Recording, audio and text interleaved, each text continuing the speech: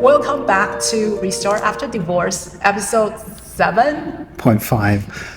Means that we've been trying to do this for only the fifth time. Only the fifth time. It makes it sound like we're a Hollywood movie. Okay, what are we talking about? Logistics. Okay. Yeah, isn't that ironic what we're saying? Yeah. It's like talking about logistics and then trying for the fifth time. Be prepared. So where were we again? Logistics. About co-parenting. To summarize, because it does feel like what we're doing now is summarizing. Yes. Which is okay. It's harder when you're not under one roof to make all the arrangements necessary to be good co-parents, when you have to negotiate and arrange what you're doing with the children when you live in two houses. Discuss. Yes. Okay, it's a little bit more challenging, but I feel like because one of my situations is amicable, so there's obviously more communication needed because I need to say, hey, would you like to do this, or can you do this? Can we swap time? Things like that, right? Do you want to show up, or should I take the child? But then if it's not amicable, it's a high conflict situation, then the time is so boxed in. You have to do everything within your custodial time that's by a court order. So you can, I could never change it because I know the other person would never agree. So it's just very challenging to do everything within that box time versus if people were flexible, but then there's more work. And liked each other. Because when you said this earlier on, my first thought was, so the trick to a good divorce is you divorce people you like, which kind of is a contradiction in terms. But it's like if you have a good working relationship with your ex, this can be fairly straightforward. If on the other hand, and this happens more times probably than my situation, there is an underlying hostility or there's aggravation, resentment, anger, could be economic, it could be personal, it's going to be a far harder thing to deal with because people just don't want to cooperate. My God, you got to the point where you got divorced. Of course people don't want to cooperate. Right. So, but you can, in my case, like the amicable situation, it wasn't always like this. It was... You've had to build it. Yeah, you have to build it, right? It was a lot of patience, a lot of hope, and a lot of time have passed, and you are really working on having that amicable relationship, and then eventually it does turn out that way. Well, you know why that is. It's because you got to the point where it's not personal anymore. You don't have the hurt that was there when it first happened slowly disappears. Okay. Until eventually you just don't have the same level of personal animus. There is no emotional component to it anymore.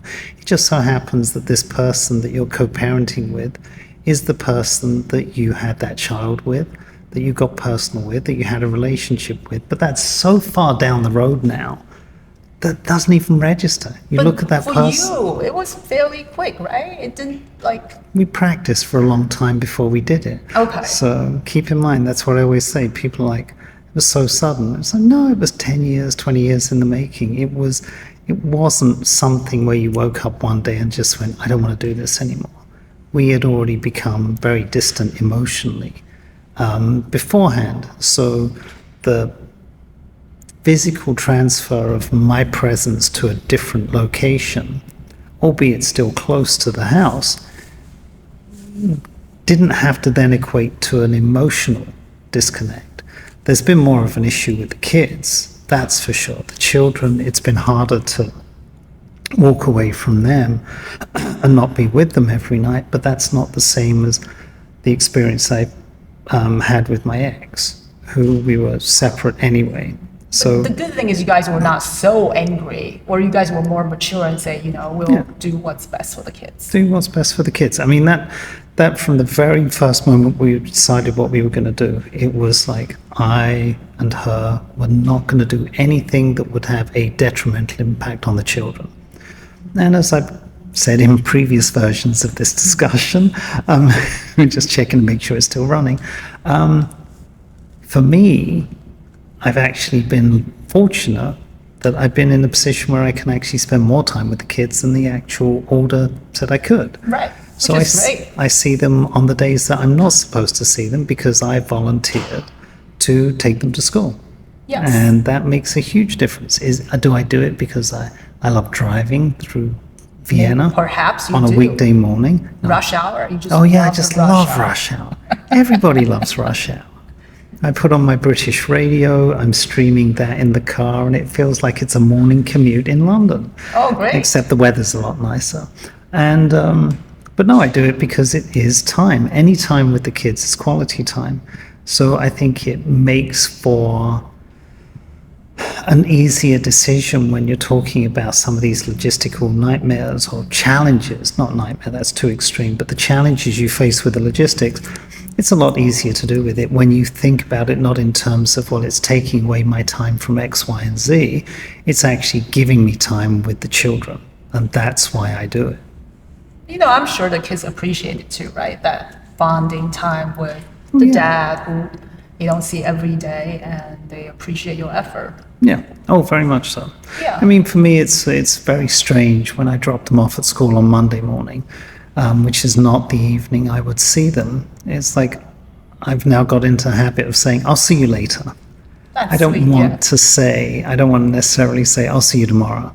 I don't want to time box it like that. I want to be open-ended because there might be a time, and it has happened, where sudden changes in plan means, hey, I've got to be here. So I turn up and I'm there at 3:30 to pick up the kids. So Or drop off a bag or something. drop off. Oh, I've done that. Oh my Yes. God.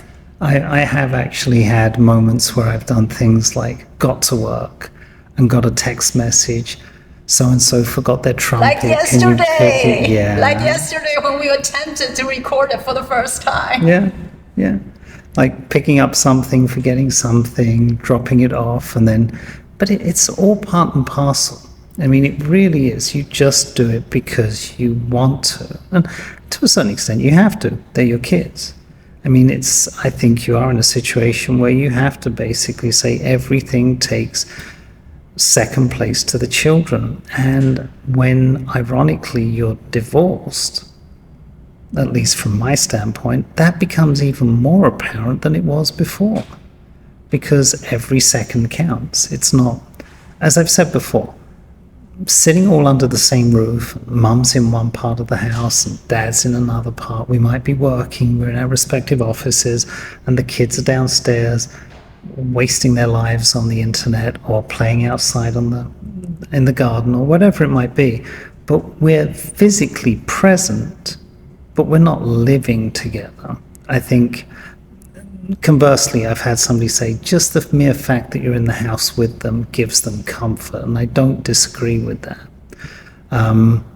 But there is a difference between actually spending your time mindfully with the children and just physically being in the same space as them, but not really paying attention. And I think a lot of us are guilty of that. Mm-hmm.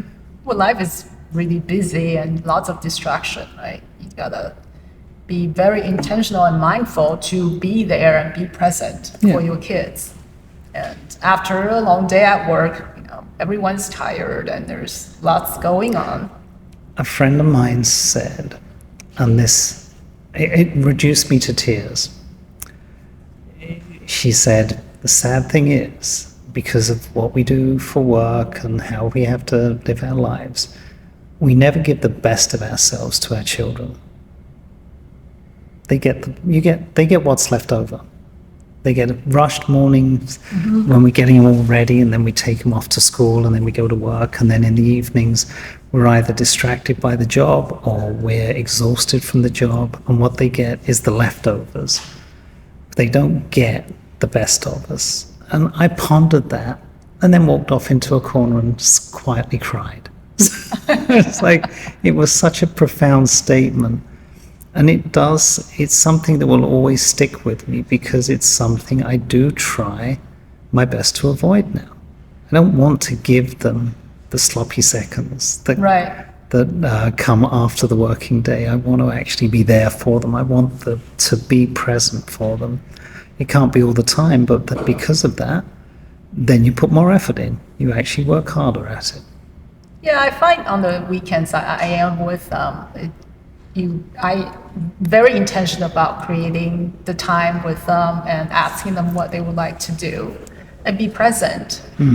Be the better me, be not the tired, exhausted me on the weekdays. Yeah. So I do my best. And yeah, I think number one is just know like life happens and sometimes you are exhausted and tired, and it's okay. It's part of life. But do carve out that quality time with them. Say, hey, this is our time together. I'm here, whatever you need, right? Yeah.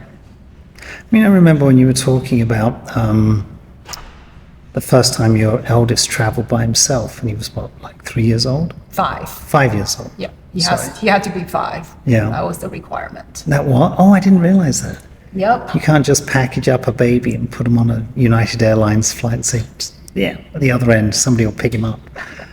No. But that, I mean, those kind of logistics come into play. Yes, it was a lot of logistics and research, and also looking at, can he do it? Is he mature enough to do it? He was. And, my ex agreed, so he did it. And he did well, we didn't lose him. I mean, that's the great thing. You set the bar low. You didn't lose him. I always remember when, the whole thing about going out when you've got young kids, and it's like, when you get back, the mother will ask, well, did they eat? Did they sleep? Did they do this? Did they do that? And the father goes in there and checks one head, 2 arms, 2 legs, a pulse. Yep, we're good. Yeah. It's like we set the bar a lot lower in terms of what we consider to be success. Yeah, and you're much happier than like, did the child have a meltdown, or did you have a meltdown? Oh, the kid. I still remember, I do remember coming home once, and like we'd left the kid to my eldest when he was just the only child, and he was there with one of his preschool friends, and the parents had all gone out, and I came back and I think they were there with their grandmother, and I found them playing on the table, the pool table I should say. They were playing on the pool table, running their cars up and down on the pool table, and they'd got a candle and there was wax all on the, it's like, yeah, that was not pleasant. But, like, you just deal with it. You have to.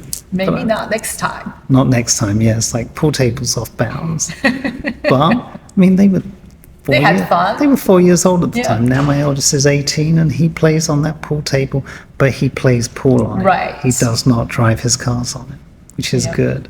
But I did have to take one of the twins to task last week because I found him playing with Lego on it. I said, we don't do that. We don't do that with pool tables. So I know that's a real first world problem. What was it people used to say? RPP, rich people problems.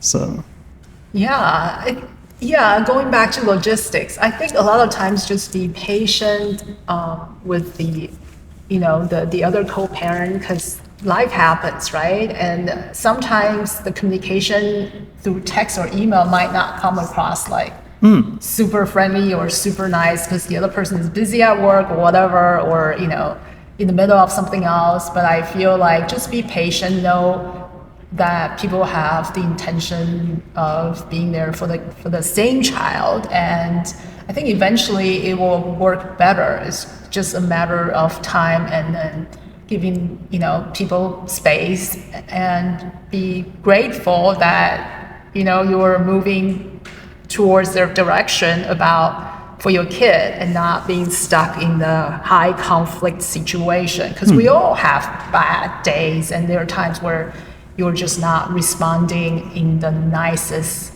way or in a thoughtful way. You just be a quick yes or no. Okay, it happens to me all the time, but it doesn't mean that I don't care. It's just like, hey, let me respond to you quickly, rather than not responding to you, but it's like super quick. Like, yeah, but right? you got to be careful about that, because then people, we read a lot into text messages these days. I know full well if friends of mine are not in a good mood by virtue of how they text me. Oh, You've never seen that? Like, there'll be the person on a good day. It's like, how are you doing? And they'll respond. It's like, I'm having a great day. Following day, how you doing? Not good. Or actually, it's like, are you okay? Yes. Are you sure? Yes. Well, it could be they're busy. Yeah, but they should then write, I'm busy. Well, a lot of time I respond to your text. I'm like, yes, no, thumbs up. It's super quick, but it totally means that I'm like busy. I'm always doing 1,000 things at a time, but it doesn't mean like I'm your fat. No, it's just like I'm always doing something else, and I'd rather respond to people quickly than have people wait. That's my That's thing. good to know because I've Yeah. always just assumed you're angry with me. It's like, what are we doing today? Logistics.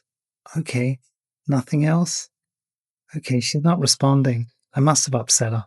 There must be something wrong. Yeah, totally assume the worst. But in my case, it's like assume, just assume like busy day, trying to get everything in order. Look, I mean, right? everybody assumes the worst.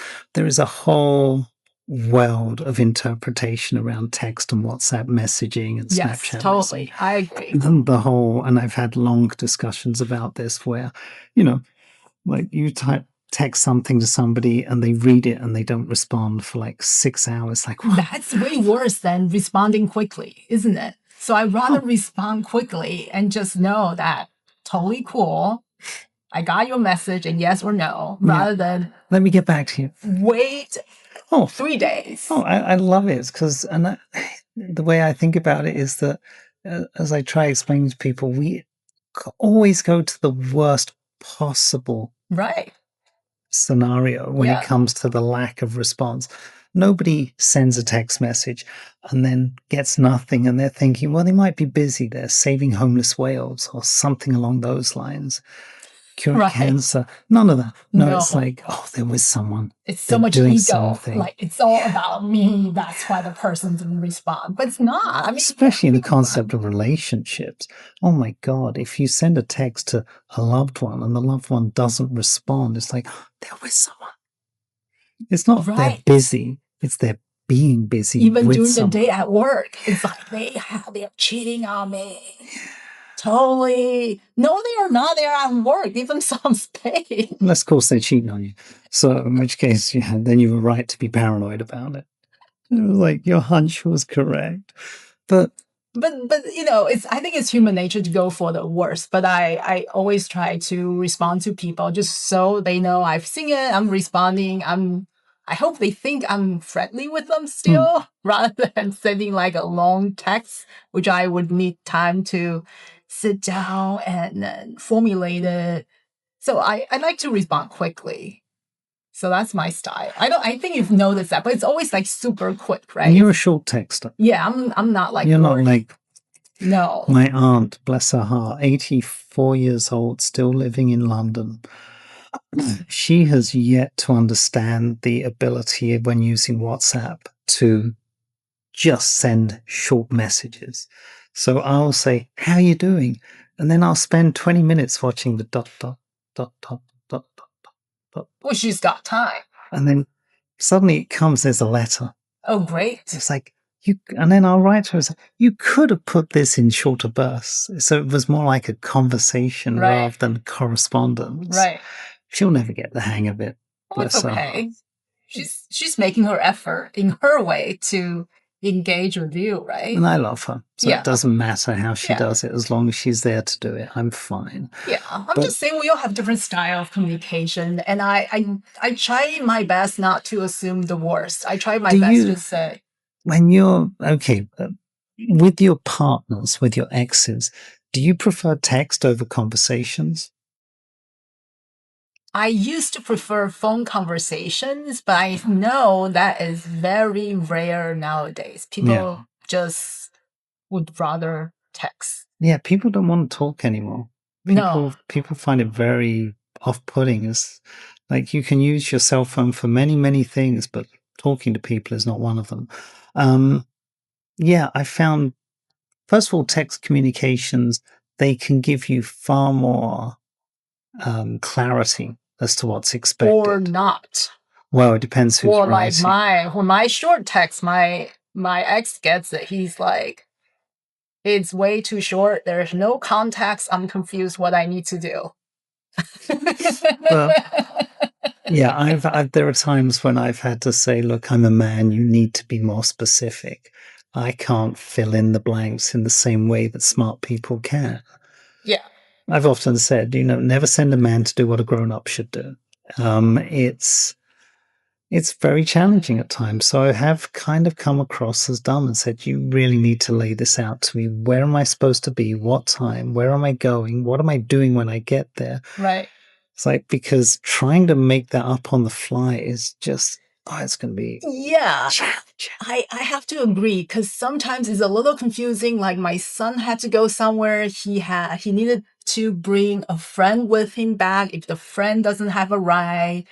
And then like where does a friend go? But if the friend's parents decide to pick him up, don't pick up the friend. But it's like if you have to write a text message No, I about can't do it. yeah, Can't do it. you gotta call him. But sometimes I'm like, just write a quick text. You might have to pick up the friend. I don't know yet. And he's like, what do you mean? No, I can't do Where that. does the friend I can't need to work. go? I can't work What with do you ambiguity. mean? Have to pick up another friend? Like, don't I have a ride yet? That's like me being asked to go shopping at Wegmans.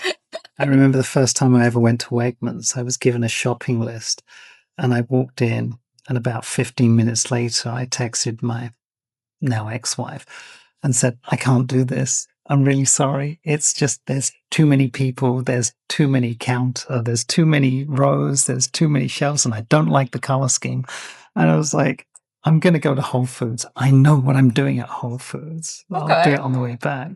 But it's because I was just given a list. Get this, this, this, and this, but no context. Like when you say get potatoes, Right. what do you mean potatoes? What kind? Yeah. When you say get a can of artichoke hearts, where do you find artichoke hearts? Where do you look? Are they, I mean, I will admit that using the phone now is a lot easier. I can use ChatGPT to help me along with some of the more esoteric shopping requests. It's quite impressive the way it can work for you.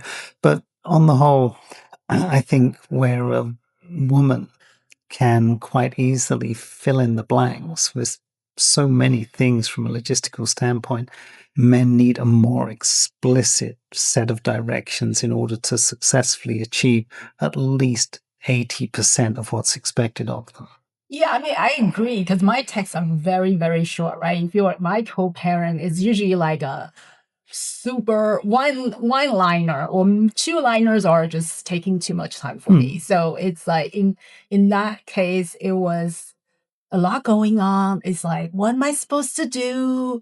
Where am I supposed to go? Whom am I supposed to pick up? Do I need to pick up other children or not? Can you just let me know? The kids are not coming home with me. Is he? It's like it's just like too much information in this short amount of text. So I give him credit that he needs to be confused because I will be confused too. So, but then I didn't know the situation at hand, but I just wanted to give him a heads up, like, hey, this might happen that you're gonna end up with more children than than the one kid, right? So I just wanted to give him a heads up. But of course, it was kind of confusing. And he could cope with that, the more than one kid. Yeah, that's fine. Yeah. Okay. I think so. I mean, I didn't ask. Well, once again, you set the bar low enough. The kids came home alive, so that's fine. Yeah, that's fine. I mean, he's very flexible. I mean, it's fine. Yeah. Are they good with the kids? Well, the first one seems to be good with the kids. Second one, he doesn't seem to be like the best co-parent. No, it's very difficult to get anything out of him, and my son does not enjoy talking about it either. No? No, I think this is the son that is the biological dad. Yes, I think the child knows that the situation is high conflict, so he also does not enjoy talking about it because the kids are smart, so they know, right? I mean, it's just all right. So, oh, we're not done yet. We're not finished. Keep going. You know why I want to wrap this up? Why? Because it's actually working. You're afraid it's going to stop? Yes. No. Okay. Well, Be we can cut positive. anything we want. Be positive about Yeah, it. I am very positive. Not Yeah. positive about it. I was like, it does make a difference, that communication style and the fact that you can communicate with them. But you've got the added complexity that you actually have two co-parents to work with. Yeah, it's life is so much fun, especially when I want to go on vacation. It's like, Now that the boys go separate ways, one with one dad, one with the other. yes, they do. They do go on separate vacations with their dads. And sometimes they would like my older one went to Hawaii with his dad. The second one heard it and he was like, "Oh, I want to go to Hawaii too." So I had to take both of them to Hawaii. So they do go on separate vacation with their dad, but I take them together on vacations. Mm, And there are times where we would go with friends and one child might not be available. So I would just take one with me.